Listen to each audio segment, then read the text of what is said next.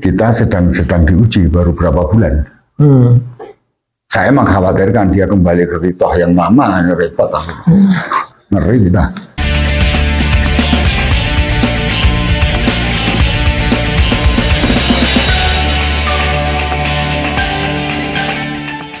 Assalamualaikum warahmatullahi wabarakatuh. Salam Lira News. Saya ditemani oleh Bapak Djoko Sumono, itu pemerhati masalah-masalah sejarah. Tapi kita berbicara sesuatu yang aktual, ya. Yang boleh jadi itu juga pernah terjadi pada masa lampau, yaitu soal politisasi Tentara Nasional Indonesia. Hari-hari belakang ini kita tahu bahwa Panglima TNI telah mengeluarkan surat mutasi sehari kemudian mencabut keputusannya itu terhadap Lejen Kunto Ariwibowo, putra Tri Sutrisno. Banyak orang bilang bahwa kebijaksanaan ini dipengaruhi oleh geng Solo. Geng Solo yang saya maksud adalah tentu saja adalah Jokowi dan perangkatnya dulu, orang-orang Jokowi lah, yang kemudian membuat Prabowo Subianto, presiden kita, panglima tertinggi TNI, menganulir keputusan itu. Katanya beliau marah sehingga Panglima TNI segera menganulir keputusan itu. Nah, Pak Joko, bagaimana Anda memandang peristiwa ini? Ya, tentu pertama-tama kita juga tidak bisa melepaskan seaktual apapun sekarang ini. Itu tentu punya latar belakang sejarah. Karena dimensi sejarah itu kemarin, sekarang, dan ke depan. Ya. Itu nggak bisa. Dan tentara mulai begituan itu tadi. Itu bukan sekarang. Ketika Panglima Angkatan Darat itu diganti Kasat. Tahun 50. Jadi kenapa tahun 50 mulai bergejolak? Karena tentara merasa aku ini yang lebih punya legitimasi historis. Sejak kabinet itu jatuh. Sebelum Bapak lanjut ya. Nah, itu. Sebelum Bapak lanjut. Bapak sepakat nggak bahwa tentara udah mulai dimasukin oleh tangan-tangan lain dan kutip? Saya tidak melihat itu tangan-tangan lain yang mempengaruhi. Tentara juga dari dulu begitu kok. Tentara itu berpolitik. Memang situ sudah laten. Indonesia ini bagian dari, ya mungkin tidak separah Birma lah. Ini kalau kita ngomongin politisasi tentara berpolitik itu mulai menunjukkan gerakannya itu adalah tahun 50. Ketika tahun 45 sampai 47 itu politisi kiri naik. Dan 48 ketika Perdana Menteri yang merangkap Menteri Pertahanan masih sipil dari Amerika Serikat dan Hatta. Itu tentara nggak bisa bergerak. Bukan persoalannya Pak Dirman sakit, tapi Nasution pun itu nggak bisa ngapa-ngapain kalau Hatta udah menunjuk gitu. Setelah itu baru Hamengkubuwono Menteri Pertahanan. Dan tahun 50 itu Menteri Pertahanannya itu sampai rame ketika kekuatan politik partai-partai sudah mulai berkuasa. Karena waktu itu kabinet yang sudah disepakati bahwa pemerintahan adalah parlementer. Jadi Bapak memandang bahwa peristiwa mutasi Kunto yang dibatalkan, yang akhirnya toh dibatalkan itu sesuatu hal yang itu pengulangan lama aja. Itu seperti Lumintang, tahu nggak? Lumintang itu nggak sampai sehari. Itu zaman ketika reformasi udah naik. Ya, dalam kondisi negara. Iya. Jadi kalau sekarang tentara dipolitisi omong kosong, tentara yang mempolitiki sipil. Kita disuruh tidak percaya terhadap politik. Partai politik itu dosa. Dia bikin golongan karya, fungsi kekaryaan fungsional. Itu kan karena sama-sama kekuatan itu di era Orde Baru maksudnya. Orde Baru itu lebih parah. Karena dia Nasution itu sampai masuk petisi 50 itu karena merasa gunung es yang roboh itu terus banjir. Ya itu nggak bisa sesuatu kekuasaan itu selalu mencari menambah merawat, menambah terus. Jadi nggak bisa disalahkan generasi Pak Nasution. Pak Nas boleh bicara, tapi itulah awal bahwa dia bersepakat dengan Bung Karno dengan jalan konsep presiden sejak 1957 itu. Demokrasi dimatikan sehingga Sartono dari PNI nggak mau jadi DPR. DPR dibikin bukan diadakan pemilihan. DPR dibubarkan tahun 60. Sejak 1960 itulah sebenarnya mode baru kayak mode lama sama-sama menginjak-injak demokrasi. Dia terlalu mempercayakan pada bagaimana kekuatan ini tentara dapat saluran, Bung Karno yang memainkan. Nah sekarang siapa memainkan? Itu kan ada dari luar. Dan apakah pertanyaannya sekarang politik Indonesia itu tidak dari luar? Dari dulu. Semua adanya Indonesia ini karena kita pernah perang dunia kedua, Amerika ikut-ikutan. Bukan ikutan, memang dia tanggung jawab sebagai pemenang perang. Dan Bung Karno tidak boleh berunding dengan siapapun. Tidak dipercaya Bung Karno itu. Dipercaya adalah Syahrir yang non-Jepang, tidak kolaborator. Jadi persoalan sekarang, dulu Amerika, sekarang siapa? Anda pasti tahu. Siapa yang di belakang Jokowi kan gitu. Enggak, Jokowi itu siapa? Maksudnya Cina? Bukan siapa-siapa. Ya udahlah, itulah. Sekarang yang digembosi Cina aja. Amerika gemetar menghadapi Cina. Oke. Jadi kalau sekarang ada, wah sekarang ini politisi sipil, enggak lah, tentara juga main, ngancam-ngancam. Terlepas dari soal. Tapi Pak ya, itu sebetulnya perjuangan reformasi kemarin itu kan untuk salah satunya kan mengembalikan TNI ke Barat. Tentara ke Barat tidak ikut berpolitik. Iya, tetapi 4 tahun kemudian apa yang terjadi? Undang-undang TNI itu kan komprominya terlalu banyak sehingga lahirlah 10 jabatan itu. Nah zaman dulu Hamengkubuwono jadi Menteri Pertahanan, Mbak Amir Saribudin jadi Menteri Pertahanan, nggak ada masalah. Jadi seolah-olah tentara itu nggak mau diatur oleh sipil.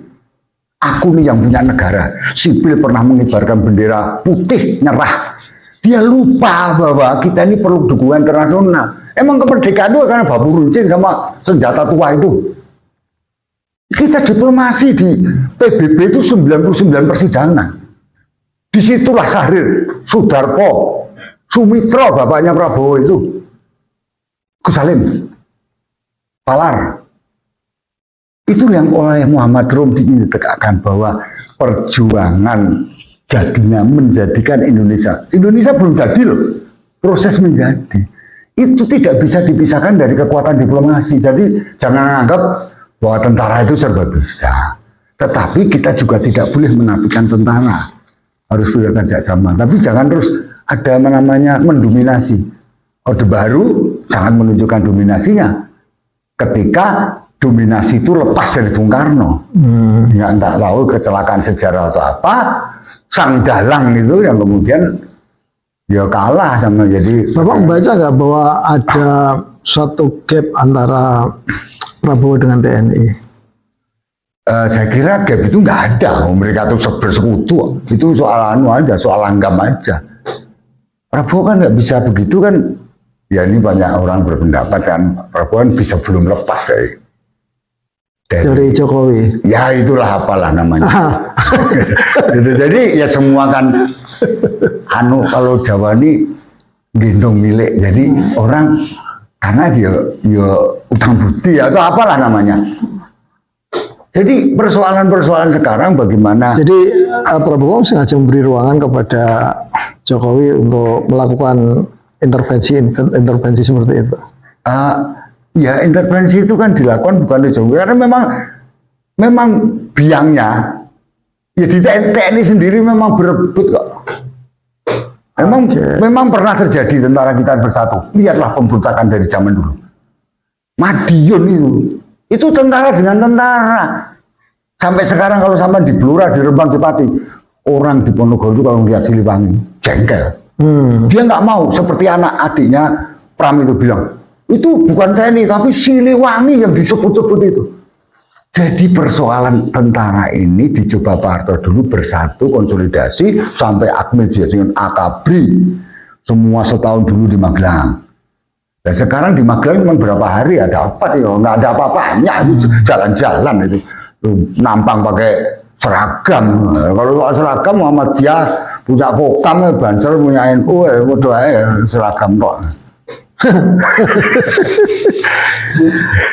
Kalau Bapak melihat Prabowo ini kurang tegas itu gimana?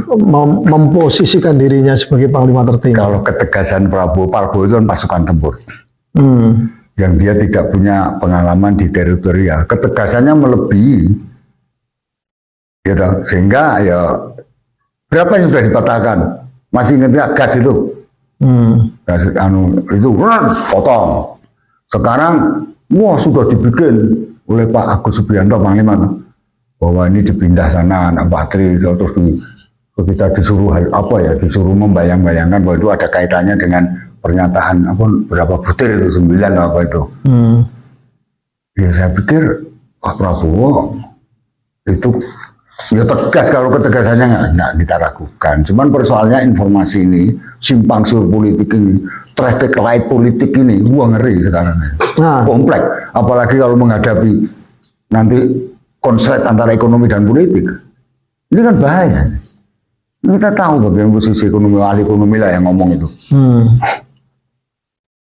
Nah, Prabowo mencoba menarik tentara ke jabatan-jabatan penting ya. Ya paling enggak untuk urusan logistik misalnya. Ya ada yang menafsirkan itu ada semacam dalam jealous terhadap sebelahnya yang dulu menganggap bahwa sekarang sebelahnya itu maksudnya Polri. Ya, apalah Coklat itu kan dulu merasa saudara muda. Ya. Terus saya pernah mobil kita tenang aja, itu saudara tua, nanti juga nggak apa-apa. Kalau itu kan saya ngalami bagaimana kita mobil kita dipecahin kacanya waktu Susi Macan, gitu, dengan teman-teman dari Barit Gaban itu yang editor atau apa aja. Terus saya Agung dari Pekalongan itu banyak. Itu kita ngalami bagaimana ketemu itu bagaimana posisi tentara itu sudah merasuk ke segala lini. Bukan tuh langsung sama kuku diambil, kuku jari ngisor itu, jiji kok tentara. Wes pokoknya apa dikerek, entek-entek. Nah sekarang ini kayaknya ingin jangan lu ambil semua dong, sekian jabatan inspektur jenderal, sekjen, padang bunga, diambil lah. Ya, nah, ada 57, ada mau 57 pos. Dan cerita dari teman-teman ya kontas apalah yang dulu, itu kan zaman 2004 itu kan zaman Pak SBY pertama. Ya. Dan SBY memang jenderal yang reformis bersama anaknya Jenderal Sutoyo itu siapa itu? Ya kemudian Umar, anaknya Pak Umar, anaknya Pak Umar Wiradikusuma itu, Agus Wiradikusuma, ada Agus satunya, banyak Agus di situ, ya kan? Bersama SBY dan Prabowo kan pernah terlibat. Jadi tentara sendiri itu ya. Emang kalau SBY reformis, Prabowo nggak reformis apa gimana? Oh, dia bagian dari reformis dan dia seperti pengakuan sendiri. Kalau nggak reformis, dia bengis gitu ya. Itu yang diculik dimatiin semua itu. Yang diculik kan malah ikut dia sebagai katakanlah deklarator Gerindra yang dulu partai ya sebagai presiden sekarang dia masuk kategori reformis atau enggak? Kita sedang diuji baru berapa bulan. Saya mengkhawatirkan dia kembali ke Ritoh yang lama, repot ngeri kita. Tapi mudah-mudahan kita yang lama. Ya, tapi tentu bisa nggak dijelaskan kita yang lama? Kekuatan sipil Muhammadiyah yang sekarang kebagian banyak itu ya, terus NU itu mudah-mudahan bisa menyadarkan kita bahwa Republik Indonesia itu bukan semata-mata didirikan oleh tentara, oleh peta itu dalam macam kenil dan laskar-laskar yang mungkin sekarang bermetamorfose menjadi ormas-ormas itu. Itu kan Sultan paling sulit mengendalikan laskar itu. Dan sekarang tentara. Jadi adanya ormas-ormas sekarang ini pun juga punya kesejarahan. Cuman dia belum jadi tentara beneran, tentara-tentaraan kan itu ya, lumayan ya. Prabowo itu waktu di militer itu memiliki dalam tanda kutip faksi ya, faksi yang konon banyak alumni PII yang ada di situ. Ini terbawa nggak ketika dia mau menjadi presiden sekarang itu? Apa sikap-sikap seperti itu? Ya itu kan ya jelas kan ke bawah yang namanya Muhammad Muhammadiyah kursinya banyak. Oh, namanya Menteri Pendidikan Tinggi ya dia sih sebenarnya nggak tahu ya sadar atau enggak ya, dia tahu-tahu kaget. Budiman Sujatmiko ternyata lulusan Muhammadiyah itu. Jadi dia ngerti. Nggak mungkin lah sebagai presiden dia nggak tahu. Iya, dia kan bacanya luar. Dia itu jenderal intelektual. Saya tidak ingin menyebut jenderalnya yang ngomongnya asal gaprok aja. Kalau beliau kan inilah dia juga dididik di luar negeri, intelektualnya keren lah. Cuman politik ini bukan sekedar itu. Bagaimana politik itu kalau dipencet sini kadang-kadang di sana no. Nah itu sulitnya. Jadi politik kan bagaimana bersama, kebahagiaan bersama, berpikir dan berjuang bersama, bekerja bersama. Bapak, Bapak membaca nggak bahwa cita-cita reformasi untuk mengembalikan TNI ke barak ini mulai mulai terganggu dengan peristiwa Panglima TNI yang tiba-tiba lalu yang dicurigai ya ikut-ikut bermain dalam politik. Jadi gini, intensitas kembali ke barak itu harus diartikan seperti tentara itu tidak ada namanya regional. Jadi dulu ada namanya kan di Indonesia itu ada konsep hantam rata, semesta. Ya, di situ ada kodam-kodam, ada kudim-kudim. Itu kan lahirnya. Ya, itu ya setelah partai-partai politik dilucuti itu. Jadi kalau sekarang kembali ke barat dalam pengertian teori-teori militer barat gitu ya nggak bisa, nggak ada tentara disuruh ke barat. Kalau tentara kembali barat itu bubarkan Koramil, Kodim, Kodam, itu baru namanya. Jadi kalau sampai di Amerika atau nggak ada komando daerah, kan komando daerah militer itu kan seolah itu gubernur itu dibayangi oleh tentara. Nah, terus akhirnya ada kompromi, kemudian ada namanya muspida, segala macam. Jadi model Indonesia gotong royong gitu ya, sana kita tanggung jawab bersama. Padahal kalau tentara itu sudah begitu sampai wilayah-wilayah kecil, sampai Babinsa, meskipun Pak Nasution dulu yang membuat konsep itu untuk menandingi PKI, gitu ya. Karena pakai waktu itu pemuda rakyatnya udah sampai ini. Ada Babinsa, ada Koramil, ya, Kodim. Itu lahirnya bukan tahun 60-an. Itu tahun 50-an 8 setelah kita menghadapi pergulakan di sekian banyak daerah. Dari Perari, Ambon, sama DI segala macam itu ada pagar betis. Ya, kemudian bersaing dengan kekuatan intelnya PKI. Bahkan intel kita itu terakhir 65 yang top karena di Indonesia ada dua, Zulkifli sama Sugonto Parman itu yang sekolah intel di Jepang itu. Tapi dia ditanya sama Pak Hamdiani, kekuatan intel kita gimana? Itu selangkah di bawah PKI. Jadi gitu, kalau PKI udah gini kita baru tahu. Nah ketika malam-malam gimana kondisi Jakarta? Aman-aman saja, nggak taunya malamnya diculik. Ngeri nggak? Nah itu kakaknya si Sukirman itu kan kembali ke ini Prabowo Pak ya, harapan ya ke depan itu Bapak yakin nggak bahwa politisasi tentara itu tidak vulgar gitu? Ya saya ya semua harapan, cuman kalau kita sejauh ini yang saya lihat itu politisasi tentara itu bukan karena sipil yang main, justru dia sendiri yang main. Udah jujur aja lah, kita buka saja. Tiba-tiba sekian 100 jenderal, ada urusan apa dengan itu? Dengan soal suruh ganti. Kenapa waktu tidak MK itu dia bikin aturan yang memotong konstitusi kan itu ya. Itu sekarang ya sebenarnya fungsi-fungsi apa? Itu kan mestinya yang main kan partai politik. Ya. Karena itu kan nanti kan soal pemakzulan itu kan ada prosesnya. DPR mengajukan ke MK misalnya, kemudian MK mengembalikan. Oh iya itu salah. Begitu sudah salah, DPR mengajukan kepada MPR sidang. Oke Pak, gitu. kita kembali ini. Dalam paling menonjol ada 2 peristiwa. Selain mutasi yang dibatalkan itu, Kopassus Pak. Kopassus itu ternyata ngefans banget sama Hercules. Ya, kalau itu sulit ya, saya kan nggak begitu tahu.